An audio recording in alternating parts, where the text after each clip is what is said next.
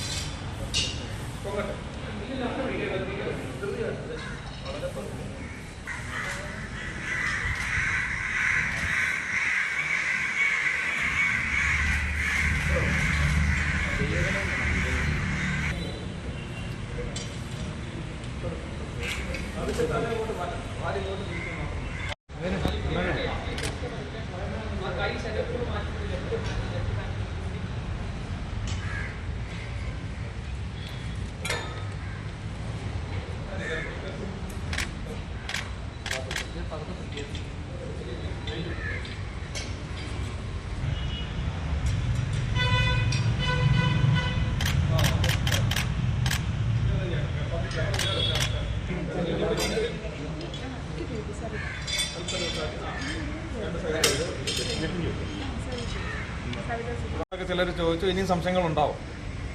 അതുകൂടാതെ പ്രാക്ടിക്കൽ കഴിഞ്ഞു. പ്രാക്ടിക്കലിൽ ഈ മെത്തേഡിനെ സംബന്ധിച്ച് ആർക്കെങ്കിലും എന്തെങ്കിലും സംശയങ്ങളുണ്ടോ? പാമ്പിനെ നമ്മൾ അതിനെ എന്തെങ്കിലും ബലം പ്രയോഗിക്കാതെ നമ്മൾ അത്യാവശ്യം സ്മൂത്തായിട്ട് തന്നെ എടുക്കുന്നു, ലിഫ്റ്റ് ചെയ്യുന്നു, ഒരു ആർട്ടിഫിഷ്യൽ ഹൈഡൗട്ട് നമ്മൾ സെറ്റ് ചെയ്യുന്നു. അതിൻ്റെ അടുത്തേക്ക് കൊണ്ടുവരുമ്പോൾ പാമ്പ് സ്വമേധയാ അതിനകത്തേക്ക് പോകുന്നു. നമ്മൾ അത് ആ ഒരു ഹൈഡൗട്ടിനെ അങ്ങനെ തന്നെ നമ്മൾ പാക്ക് ചെയ്യുന്നു. അതോടുകൂടി നമ്മൾ എവിടെയെങ്കിലും കൊണ്ട് റിലീസ് ചെയ്യുന്നു, സേഫ് ആയിട്ടുള്ള ഒരു സൈഡിൽ റിലീസ് ചെയ്യുന്നു. ഇത്രയാണ് നമ്മൾ ചെയ്യുന്നത്. അപ്പോൾ ഈ ഒരു മെത്തേഡ് ഉപയോഗിക്കുന്നത് കൊണ്ട് പാമ്പിന് എന്തെങ്കിലും സമ്മർദ്ദം ഉണ്ടാവുമെന്നോ അല്ലെങ്കിൽ നമ്മൾക്ക് എന്തെങ്കിലും അപകട സാധ്യത ഉണ്ടാവുമെന്നോ എന്തെങ്കിലും സംശയങ്ങൾ തോന്നുന്നുണ്ടോ? നമുക്ക് പരമാവധി സേഫ്റ്റി എൻഷുർ ചെയ്യുന്ന, പാമ്പിന് പരമാവധി അത് സേഫായിട്ടൊരു ഹൈഡൗട്ടിലേക്ക് കയറി പോകുന്നു എന്നൊരു ഫീലിംഗ് അതിനുണ്ടാകുന്ന ഒരു മെത്തേഡാണ് എന്നതിൽ സംശയമൊന്നുമില്ലല്ലോ. ഇല്ല. കഴുത്തിന് പിടിച്ച് ബലം പ്രയോഗിച്ച് നമ്മളൊരു കുപ്പിക്കകത്താക്കുന്നതിനേക്കാളോ ചാക്കിനകത്താക്കുന്നതിനേക്കാളോ ഒക്കെ വളരെ സ്മൂത്തായിട്ട് പാമ്പ് കയറി പോകുന്നുണ്ടല്ലോ. ഉണ്ട്, സംശയമില്ലല്ലോ. അപ്പോൾ ഇന്ന് അത്യാവശ്യം പലരും ആദ്യമായിട്ടായിരിക്കും പാമ്പിനെ കൈകൊണ്ട് തൊട്ടത്. ഇല്ല, അങ്ങനെയുള്ള ആരെങ്കിലും ഉണ്ടോ ഇതിനു മുന്നേ പാമ്പിനെ തൊട്ടിട്ടില്ലാത്ത? കുറച്ച് പേരുണ്ട്. അപ്പോൾ നമ്മൾ സേഫായിട്ട് അത്യാവശ്യം വർഷങ്ങളായിട്ട് പാമ്പുകളെ കൈകാര്യം ചെയ്ത് പരിചയമുള്ള ആൾക്കാരുടെ കൂട്ടത്തിൽ നിന്നാണ് നിങ്ങൾ ഇന്ന് റെസ്ക്യൂ ചെയ്തിരിക്കുന്നത്. അപ്പോൾ വളരെ സേഫായിട്ടുള്ളൊരു ചുറ്റുപാടാണ് ഇവിടെ. ഇതല്ല, നിങ്ങൾക്കൊരു റെസ്ക്യൂ കോൾ വരുന്ന സമയത്ത് നിങ്ങൾ ഒറ്റയ്ക്ക് ഉണ്ടാവുള്ളൂ. അവിടെ ചിലപ്പോൾ നിങ്ങൾ പ്രതീക്ഷിക്കുക, ചിലയിടത്തൊരു 10 പേരെ ഉണ്ടാവുള്ളൂ, വീട്ടുകാർ മാത്രമേ ഉണ്ടാവുള്ളൂ. ചിലയിടത്തൊരു 100 പേരുണ്ടാവും, ചിലപ്പോൾ ഒരു 500 പേര് കൂടിയിട്ടുണ്ടാവും. അപ്പോൾ നിങ്ങൾ ഒറ്റയ്ക്ക് മാനേജ് ചെയ്യേണ്ട സാഹചര്യം വരും. ഈ ഒരു എക്സ്പീരിയൻസ് ഇന്ന് ഏത് സിറ്റുവേഷനും കൈകാര്യം ചെയ്യാൻ പറ്റും എന്ന് ചിന്തിക്കരുത്. പല രീതിയിൽ, പല സ്പീഷീസിൽ, പല സാഹചര്യങ്ങളിൽ നിന്നുള്ള പാമ്പുകളെ റെസ്ക്യൂ ചെയ്തിട്ട് വേണം എന്ത് ചെയ്യുക, നമ്മൾ ആ ഒരു കോൺഫിഡൻസും എക്സ്പീരിയൻസും ഡെവലപ്പ് ചെയ്യുക, സ്കില്ല് ഡെവലപ്പ് ചെയ്യാന്ന് പറയും. അപ്പോൾ ചില സ്ഥലങ്ങളിൽ ഇപ്പോൾ സാറ് പറഞ്ഞതുപോലെ ആലപ്പുഴയിൽ ചില സ്ഥലങ്ങളിലൊക്കെ ഗ്യാപ്പ് ഉണ്ടായിരുന്നു. ഇപ്പം നിങ്ങളുടെ സ്ഥലത്ത് നിങ്ങൾ മാത്രമായിരിക്കും പുതിയൊരു റെസ്ക്യൂർ. പക്ഷേ ഒരു അർജന്റ് സിറ്റുവേഷൻ വന്നു കഴിഞ്ഞാൽ എന്ത് ചെയ്യുക, നിങ്ങൾ അവിടെ പോയി ആദ്യത്തെ നിങ്ങൾ ആ സിറ്റുവേഷൻ കാണുമ്പോൾ തന്നെ എനിക്കിത് കൈകാര്യം ചെയ്യാൻ പറ്റും എന്ന് കോൺഫിഡൻസ് തോന്നുകയാണെങ്കിൽ മാത്രം നിങ്ങൾ അത് എന്ത് ചെയ്യുക, അറ്റൻഡ് ചെയ്യുക. അല്ലാന്നുണ്ടെങ്കിൽ നിങ്ങൾ അവിടെ നിന്ന് ആ സിറ്റുവേഷൻ മാനേജ് ചെയ്തുകൊണ്ട് അടുത്ത ആളെ വിളിക്കുക, എക്സ്പീരിയൻസ് ആയിട്ടുള്ള ആളെ വിളിച്ചിട്ട് അദ്ദേഹത്തിന്റെ സാന്നിധ്യം നിങ്ങൾ തന്നെ ചെയ്തു.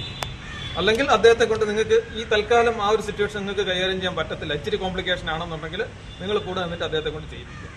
1 by 1 നമ്മൾ റെസ്ക്യൂ ചെയ്തിട്ട് കോൺഫിഡൻസ് ബിൽഡപ്പ് ചെയ്ത് കപ്പാസിറ്റി ബിൽഡപ്പ് ചെയ്ത് വന്നിട്ട് മതി എന്ത് ചെയ്യുക, ഏത് സാഹചര്യവും തന്നെത്താൻ